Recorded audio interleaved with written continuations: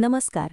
आवाज महाराष्ट्राचा या वेब चॅनलमध्ये आपले स्वागत. राष्ट्रवादी काँग्रेस शरदचंद्र पवार पक्षाचे शहर अध्यक्ष आणि माजी महापौर अभिषेक कळमकर यांच्यावर 25 वर्षीय महिलेवर अत्याचार केल्याचा गुन्हा शिरूर येथील एका महिलेने MIDC पोलीस ठाण्यात दाखल केला होता.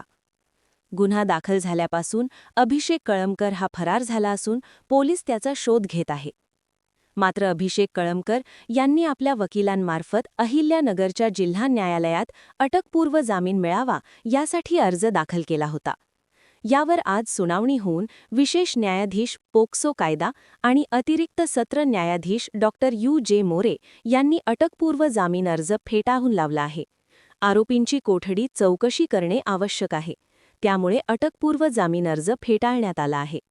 यामुळे माजी महापौर अभिषेक कळमकर यांच्यासमोरील अडचणी वाढल्या असून या प्रकरणात त्यांच्या चुलत भाऊ लकी कळमकर याची तोफखाना पोलिसांनी 2 दिवसांपूर्वी अटक केली आहे. सध्या पोलिसांकडून त्याची सखोल चौकशी सुरू आहे.